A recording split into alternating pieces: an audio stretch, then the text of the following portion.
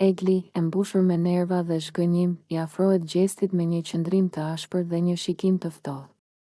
Ajo nuk e përmban më veten dhe vendos t'i thotë gjithçka që mendon, pa filtra dhe pa u përmbajtur. Ti je një ndërsirë, Gjesti. Nuk ke asnjë ndjenjë, asnjë respekt për askën. Vetëm luan me njerëzit dhe i përdor për qëllimet e tua, pastaj i hedh si të ishin të pavlerë. I thot ajo me një ton të lartë dhe të prerë, ndërsa fytyra e saj skuqet nga inati. Gjesti i kapur disi në befasi nga sulmi i saj i drejt për drejt, fillimisht qesh me ironi, duke tundur kokën. Egli, seriozisht tani? Pse po shpërthen kështu? Vetëm sepse nuk po luaj sipas lojës tënde? Por Egli nuk e lë të përfundoj fjalinë. Kjo nuk është lojë, Gjesti. Kjo është mënyra jote e ulët për të manipuluar njerëzit. Ti më ke bërë të besoj se ishe ndryshe, por je thjesht një aktor i keq që nuk di të mbaj një maskë për shumë gjallë. Gjesti buzëqesh me përbuzje dhe e shikon drejte në sy. Po mirë, Egli, më trego pak. A të detyroj njeri të besojë ndonjë gjë? Apo thjesht ti je aq naive sa bie në grackë gjithmonë? Këto fjalë e acarohet akoma më shumë Eglin, e cila shtrëngon duart në grushta dhe e shikon me një përbuzje të hapur. Mbase kam gabuar që të kam besuar, por të paktën unë kam një zemër.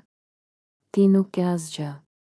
Je bosh, je i ftohtë dhe nuk të intereson askush përveç vetes tënde. Gjesti, ende i qetë, por me një shkëlqim sfidues në sy, përkulet pak drejt saj. E po mirë, Egli. Nëse unë jam kaq i keq, pse e ke kaq të vështirë të largohesh nga unë? Pse gjithmonë je këtu duke debatuar, duke kërkuar vëmendjen time? Egli hap gojën për të folur, por më pas ndalon. Nuk do ta pranoj se një pjesë e saj vazhdon të ndihet e tërhequr drejt tij, pavarësisht inatit dhe zhgënjimit që ndjen. Ajo e shikon për një moment, pastaj thjesht rrotullohet dhe largohet me hapa të shpejtë, duke e lënë Gjestin pas me një buzëqeshje të lehtë dhe me vetbesimin e tij të pandryshuar. Gjesti, i ulur në një qoshe të heshtur, fillon të mendoj me zë të ulët, duke folur me veten e tij. Ai ndjen një ngarkesë të madhe emocionale që nuk po e lë rehat. Pse ndodh kjo me mua? Pse sa herë që e shikoj Eglin, ndjej diçka të fortë brenda vetes? E dua apo thjesht më pëlqen të luaj me të? Pyet ai veten, duke kaluar gishtërinjtë në flokët e tij me nervozizëm. Ai merr një frymëmarrje të thellë dhe shikon përreth, duke u siguruar që askush nuk po e dëgjon. E vërteta është se kam ndjenja për të. Po, e pranoj. Por diçka më ndalon. Nuk e di çfarë është, por diçka më bllokon, më pengon të shkoj deri në fund me të. Mbase frika? Mbase krenaria ime e mallkuar? Vazhdon ai, duke përplasur duart me nervozizëm në gjunjë. Ai kujton të gjitha momentet që ka kaluar me Eglin, buzëqeshjet, debatet, lojrat, momentet e tensionit dhe ato të afërsisë. Ai kujton mënyrën se si ajo e shikon ndonjëherë, si të donte të depërtonte në shpirtin e tij dhe kjo e frikson. Ajo më shen ndryshe nga të tjerët. Ajo ndjen diçka për mua, e di këtë. Por unë? A mund të jemi sinqert me të dhe me veten time? Pasi qëndron për pak kohë në heshtje, ai lëshon një pshërtim të thellë dhe tund kokën. Jo. Nuk mund të lidhem me të. Apo ndoshta mundem. Por çfarë nëse pastaj gjithçka shkatërohet? Çfarë nëse ajo nuk është ajo që unë mendoj? Gjesti shikon larg, sikur po përpiqet të gjejë një përgjigje në ajër, por asgjë nuk duket e qartë. Ai e kupton që pavarësisht të gjithave, Egli nuk është një vajzë e zakonshme për të. Ajo ka arritur të ndikojë në ndjenjat e tij më shumë se sa ai është gati ta pranojë. Me një buzëqeshje të hidhur, ai pëshpërit, nuk e di çfarë po ndodh me mua, por diçka është e sigurt. Egli nuk më është e huaj. Dhe kjo më tremb më shumë se çdo gjë tjetër. Egli, e mbushur me nerva dhe zhgënjim, i afrohet Gjestit me një qëndrim të ashpër dhe një shikim të ftohtë. Ajo nuk e përmban më veten dhe vendos t'i thotë gjithçka që mendon, pa filtra dhe pa u përmbajtur. Ti je një ndërsirë, Gjesti. Nuk ke asnjë ndjenjë, asnjë respekt për askën.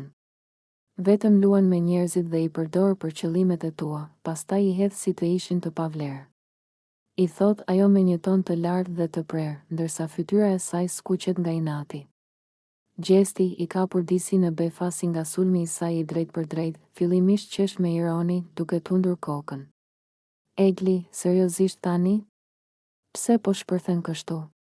Vetëm sepse nuk po luaj sipas lojës tënde? Por Egli nuk e lë të përfundoj fjalin. Kjo nuk është lojë, Gjesti. Kjo është mënyra jote e ulët për të manipuluar njerëzit. Ti më ke bërë të besoj se ishe ndryshe, por je thjesht një aktor i keq që nuk di të mbaj një maskë për shumë gjallë. Gjesti buzëqesh me përbuzje dhe e shikon drejte në sy. Po mirë, Egli, më trego pak. A të detyroj njeri të besojë ndonjë gjë? Apo thjesht ti je aq naive sa bie në grackë gjithmonë? Këto fjalë e acarohet akoma më shumë Eglin, e cila shtrëngon duart në grushta dhe e shikon me një përbuzje të hapur. Mbase kam gabuar që të kam besuar, por të paktën unë kam një zemër. Ti nuk ke asgjë. Je bosh, je i ftohtë dhe nuk të intereson askush përveç vetes tënde. Gjesti, ende i qetë, por me një shkëlqim sfidues në sy, përkulet pak drejt saj. E po mirë, Egli. Nëse unë jam kaq i keq, pse e ke kaq të vështirë të largohesh nga unë? Pse gjithmonë je këtu duke debatuar, duke kërkuar vëmendjen time? Egli hap gojën për të folur, por më pas ndalon. Nuk do ta pranoj se një pjesë e saj vazhdon të ndihet e tërhequr drejt tij, pavarësisht inatit dhe shgënjimit që ndjen. Ajo e shikon për një moment, pastaj thjesht rrotullohet dhe largohet me hapa të shpejtë, duke e lënë Gjestin pas me një buzëqeshje të lehtë dhe me vetbesimin e tij të pandryshuar. Rozana dhe Gerta përfshihen në një debat të ashpër, i cili fillon me tone të larta dhe shpejt kthehet në një përplasje të vërtet plot me fyerje dhe akuza.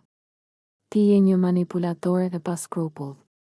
I thot Rozana me nervozizëm, duke i hedhur një vështrim plot për çmim Gertës. Gjithmonë përpiqesh të futësh njerëzit në kurthe dhe pastaj bën sikur je viktim. Gerta, e tërbuar nga fjalët e Rozanës, nuk qëndron duar kryq. Mos guxo të më quash manipulatore. Në fakt, nëse dikush është shtrik këtu, ajo je ti. Ti i fut hundët kudo dhe nuk rri dot pa nxitur shere. Përgjigjet ajo me zë të lartë, duke bërë një hap përpara sikur do të përballej drejt për drejt me Rozanën. Situata bëhet gjithnjë më e tensionuar, ndërsa të dyja fillojnë të hedhin akuza të rënda kundër njëra tjetrës. Je një intrigante.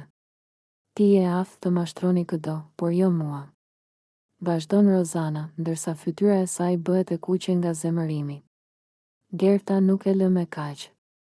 Ajo qesh me ironi dhe tund kokën. Unë, mashtruese? Mos më bëj të qesh. Nëse ka dikë që luan lojë të ndyrë këtu, ajo je ti, Rozan.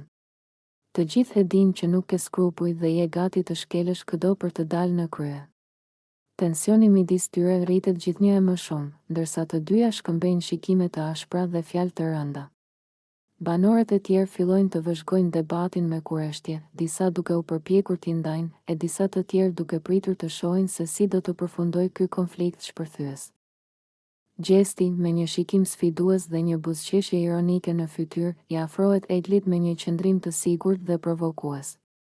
Atmosfera midis tyre është e tensionuar, dhe të gjithë në dhomë ndjejnë energjinë e rëndë që po qarkullon midis tyre. Pa u menduar 2 herë, Gjesti, në një veprim të papritur dhe plot përbuzje, i bështyn në fytyrë. Një moment heshtje bie mbi dhomë.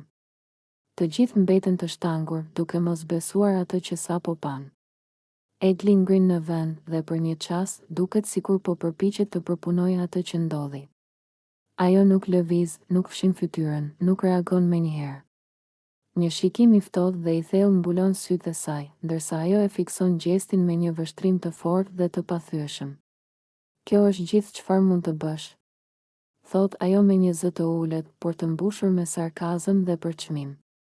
Gjesti, që ndoshta priste një reagim më të madh nga ajo, qesh me një ironi të lehtë dhe ngrit supët sikur të mos i interesonte. Më vjen keq, nuk e mbajta dot veten, thot ai, duke u përpjekur të ruajë qëndrimin e tij sfidues. Egli, pa e fshirë ende fytyrën, qëndron e qetë dhe e patundur. Ajo nuk do t'i jap kënaqësinë që ai kërkon. Nuk do ta bëjë skenën që ai ndoshta e pret. Në vend të kësaj, ajo merr një frym të thellë dhe me një buzëqeshje të ftohtë, I afrohet edhe më shumë. Ke mbaruar, Gjesti. Me këtë veprim, tregove kush je vërtet, I thot ajo me një ton të qetë, por të mbushur me përçmim.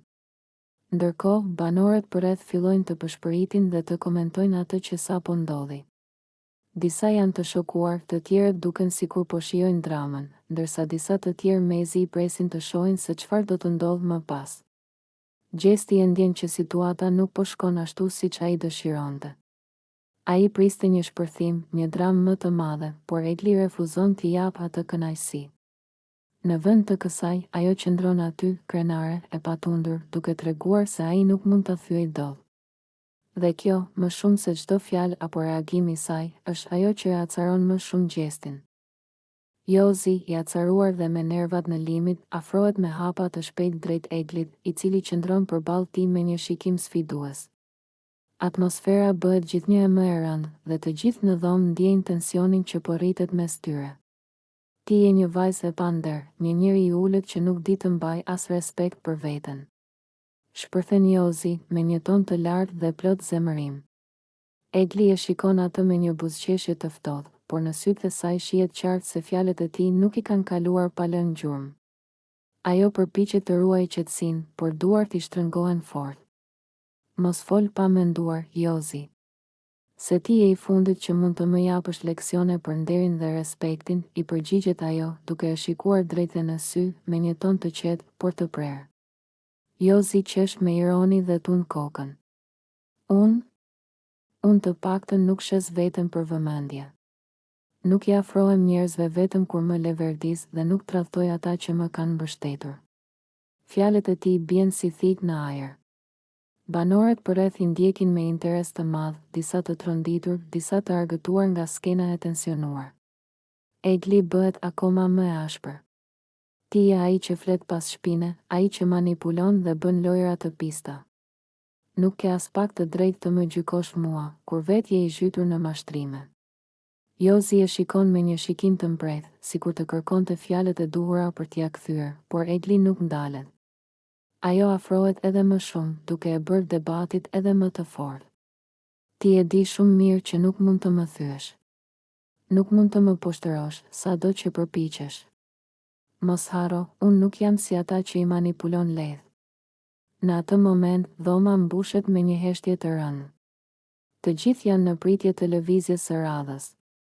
Jozi duket sikur do të shpërthej përsëri, por në vend të kësaj, ai vetëm e shikon Eglin me inat, pastaj largohet duke tundur kokën, si për të treguar se nuk ia vlen të vazhdojë më tej. Egli qëndron në këmbë, e palëkundur, ndërsa fytyra e saj është një përzierje emocionesh të forta. Pavarësisht gjithçkaje, ajo e di se kjo përballje nuk ka mbaruar ende. Gjesti dhe Jozi përplasen në një debat të tensionuar, ku tonet e zërave të tyre rriten dhe atmosfera bëhet gjithnjë e më elektrizuese.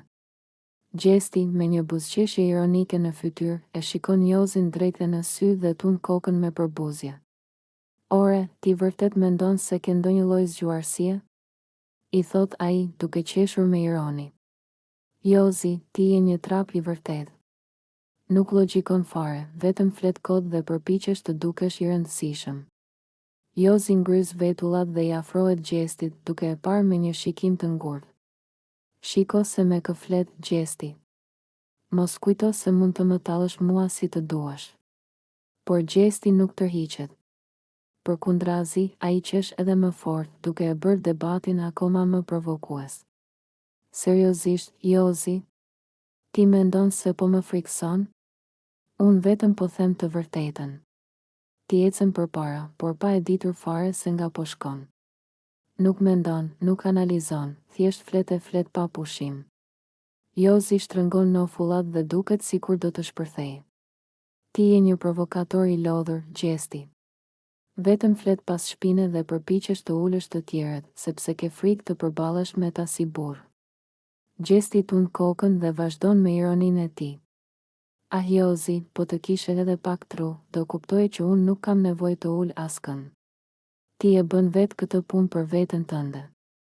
Unë vetëm sa e them me zë të lartë. Në këtë moment, disa banor të tjerë që ndodhen aty nisin të qeshin me fjalët e Gjestit, gjë që e bën Jozin të skuqet nga nervat. Ai shtrëngon grushtat, por përpiqet të përmbahet, duke mos dashur të japë më shumë kënaqësi Gjestit. Gjesti, duke parë se e ka nervozuar, e përfundon me një goditje të fundit. Hajde, mos u mërzit, Jozi. Ti je një djalë i mirë thjesht pa tro, thot ai duke qeshur, ndërsa largohet me një pamje fitimtare. Jozi mbetet aty, duke vluar nga inati, por pa mundur të gjej fjalët e duhura për t'ia kthyer. Kjo betejë fjalësh i përket Gjestit të paktën për momentin. Gjesti, me një buzëqeshje të fshehtë, afrohet pranë Loredanës dhe pa hezitim e përqafon fort në mes të dhomës, aty ku të gjithë mund t'i shohin, përfshirë edhe Jozin. Loredana nuk nguron t'ia kthej përqafimin me një buzëqeshje provokuese, duke e bërë skenën edhe më të dukshme dhe të qëllimshme. Nga ana tjetër, Jozi, i ulur në një cep të dhomës, i ndjek me sy çdo lëvizje të tyre. Fillimisht përpiqet të duket sikur nuk i intereson, por duart e tij shtrëngojnë në vetëdijshëm krahët e karriges dhe nofulla i forcohet. Ai mundohet ta fshehë xhelozinë, por vështrimi i tij i ftohtë dhe i ngulur drejt Gjestit e tradhton. Çfarë po ndodh këtu? Thot ai me një zë të ulët, por të tendosur, sikur po flet me veten. Loredana, që e kupton menjëherë efektin që po ka ky veprim mbi Jozin, buzëqesh dhe e ngjesh edhe më shumë trupin e saj pas Gjestit. Gjesti është shumë i dashur sot, thot ajo me një ton lozonjar, duke e ditur se këto fjalë vetëm sa do ta acaronin më shumë Jozin. Gjesti, që e ka kuptuar lojën e Loredanës dhe efektin që po krijohet, vendos ta çojë edhe më tej provokimin. Ai e përqafon edhe më fort dhe e shikon drejt në sy Jozin, duke ngritur vetullat në një mënyrë sfiduese. Po, e vërtet. Loredana e meriton pak vëmendje të veçantë sot, thot ai me një buzëqeshje të lehtë, ndërsa me njërën dorë i përkëdhel lehtë shpatullën.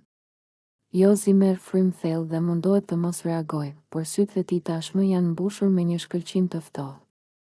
Ai dëshiron të shpërthej, por e di që nëse e bën, do të duket sikur po pranon që po ndikohet nga kjo skenë. Bëni ç'të doni, thot ai në fund, duke u ngritur në këmbë dhe duke u larguar nga dhoma. Por edhe pse ai largohet, të gjithë e kuptojnë se truri i tij ka marrë flak dhe se kjo lojë e vogël mes Gjestit dhe Loredanës ka arritur efektin e dëshiruar. Loredana, me një buzëqeshje të lehtë dhe një shkëlqim ngacmues në sy, i afrohet Gjestit ngadalë, duke e vëzhguar reagimin e Jozit nga cepi i dhomës. Ajo e di mirë që ky veprim do ta tensionojë situatën, por pikërisht këtë synon. Gjesti, më ke munguar sot, i thot ajo me një zë të ëmbël, ndërsa e përqafon papritur fort, duke e mbështetur kokën në supin e tij. Gjesti e shikon me habi për një moment, por pastaj, duke kuptuar lojën e saj, vendos të mos e prish skenën. Ai buzëqesh dhe ja kthen përqafimin butësisht, ndërkohë që shikon drejt Jozit, i cili tashmë është ulur, me nofullat e shtrënguara dhe me një vështrim të mbredh. Pas ka ndryshuar klima këtu, thot Jozi me ironi, duke kryqëzuar duart dhe duke u munduar të mos e tregojë nervozizmin e tij. Loredana, sikur të mos kishte dëgjuar fare, vazhdon të qëndrojë pranë Gjestit, madje vendos dorën mbi gjoksin e tij dhe qesh bull. Po, klima është shumë më e ngrohtë këtu pranë Gjestit, thot ajo me qëllim, duke e ditur që kjo fjali do të ndezë më shumë xhelozinë e Jozit. Gjesti, duke parë reagimin e Jozit, e mbështet lojën e Loredanës dhe i afrohet edhe më shumë, duke e vendosur dorën rreth belit të saj. Duket se dikush po bëhet xheloz, thot ai me një buzëqeshje provokuese, duke e parë drejt në sy Jozin. Jozi shtrëngon nofullën dhe më në fund ja kthen, Loredana, nuk ke pse bën këto skena për vëmendje. Dihet që loja jote është thjesht për të më acaruar. Por Loredana thjesht qesh dhe shtrëngon krahun e Gjestit edhe më shumë. Oh, Jozi, e di që s'po më mbjeton dot pa vëmendje, por ndonjëherë është mirë të dish kur të tërhiqesh, thot ajo me një buzëqeshje ngacmuese. Situata mes tyre sa vjen e bëhet më e tensionuar, ndërsa Gjesti vazhdon të mbajë lojën e Loredanës, duke parë se si Jozi përpiqet të ruajë qetësinë, por në sy i lexohet qartë që nuk i pëlqen as pak ajo që po ndodh. Egli, me një shikim serioz dhe ton të prerë, i drejtohet Gjestit ndërsa ata të dy qëndrojnë vetëm në një cep të shtëpisë. Ajo e vështron drejt në sy, duke e bërë të kuptojë se po flet me gjithë sinqeritetin e saj. Dëgjo, Gjesti, i thot ajo, duke marrë frym thellë. Ti ndonjëherë nuk e kupton se çfarë ke pranë. Unë nuk jam si vajzat e tjera, unë nuk jam thjesht një kalim kohe për ty. Nëse dikush si unë të ka qëndruar pranë gjithë këto kohë, duhet ta çmosh këtë gjë. Gjesti, i befasuar nga fjalët e saj, e shikon për disa sekonda pa folur. Pastaj, duke buzëqeshur paksa me ironi, i përgjigjet, Egli, ti e di që unë të vlerësoj, por pse gjithë kjo dramë? Nuk jemi në një telenovel. Egli shtrëngon nofullat dhe tund kokën me shgënjim. Kjo nuk është dramë, Gjesti. Është realitet. Ti duhet të kishe nderin dhe respektin që të kesh një vajzë si unë në krah, por e humb gjithmonë këtë mundësi duke u sjellë si një fëmijë i papjekur. Gjesti e vështron, duke u përpjekur të mos tregojë se fjalët e saj e kanë prekur. Ai afrohet pak dhe me një zëmë të butë i thot, Egli, unë të vlerësoj më shumë se ç'mendon ti, thjesht ndonjëherë nuk e di si ta tregoj. Egli tund kokën dhe psheretin, ende e pavendosur nëse mund ta besoj atë. Do doja që ta dëshmoje këtë me veprime, jo vetëm me fjalë. Sepse unë nuk do jem këtu për të pritur për gjithmonë. Pastaj, pa thënë më asnjë fjalë, largohet duke e lënë Gjestin të menduar pas saj.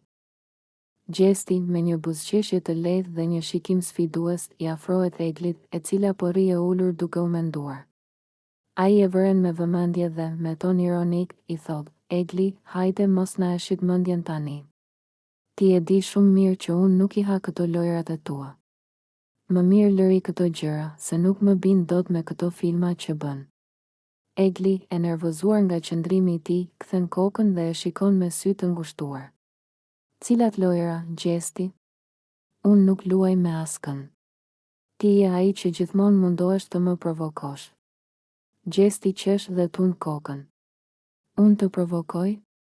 Hajde se na mbushe mendjen. Po ti ke luajtur kaq herë këtë lojë që tashmë e di si përfundon. Prandaj, mos u mundo kot se unë nuk bie më në këto gjëra. Egli e shikon me nervozizëm dhe kap duart në bel. Pse gjithmonë mendon se unë po bëj ndonjë strategji? Unë nuk kam nevojë për lojra, unë jam e qartë me ndjenjat e mia, ti je ai që gjithmonë nuk di çfarë do. Gjesti e vështron për një moment në heshtje dhe pastaj afrohet edhe më shumë, duke i folur me zë të ulët, sikur të donte ta sfidonte edhe më shumë. Nëse je kaq e qartë, atëherë pse sillet gjithmonë si një film dramatik çdo gjë që bën? Relaksohu pak, Egli. Nuk të shkon të bësh kaq shumë drama. Egli pshertin e lodhur dhe tund kokën. Më mirë largohu, Gjesti. Nëse mendon se unë po bëj filma, atëherë mos shiko. Ajo kthehet dhe largohet me hap të shpejt, ndërsa Gjesti e ndjek me sy, duke buzëqeshur lehtë, i kënaqur që sërish kishte arritur ta ngacmonte. Gjesti, me një buzëqeshje ngacmuese në fytyrë, i futet në dush Eglit pa paralajmërim. Egli, e befasuar, lëshon një britm të lehtë dhe e shikon me sy të hapur. Gjesti, çfarë po bën këtu?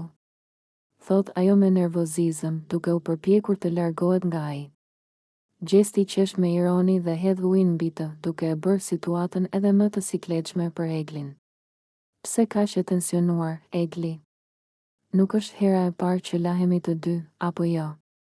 Thot ai, duke qeshur dhe duke u afruar edhe më shumë.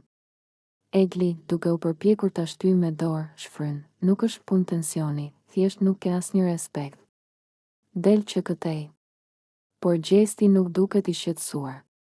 Ai vazhdon të lahet i qetë dhe i hedh një vështrim Eglit nga lart poshtë. Hërmëmë. Sot nuk dukesh dhe aq mirë. Je lodhur apo thjesht ke nevojë për më shumë kujdes për veten? Thot ai me një ton të lehtë ironik. Egli acarohet edhe më shumë dhe i kthen me nerva, ti je i pakuptim. Vetëm çollashimi mua pa pushim.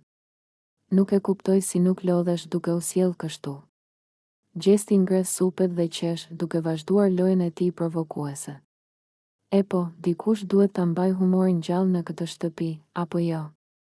Mos ma merr për keq, Egli, thjesht po argëtohem. Ajo pshertin e zemëruar dhe, duke tundur kokën, largohet nga dushi, e lodhur nga sjellja e tij. Gjesti mbetet pas duke qeshur dhe duke e ndjekur me sy, i kënaqur nga fakti që e kishte acaruar edhe një herë tjetër.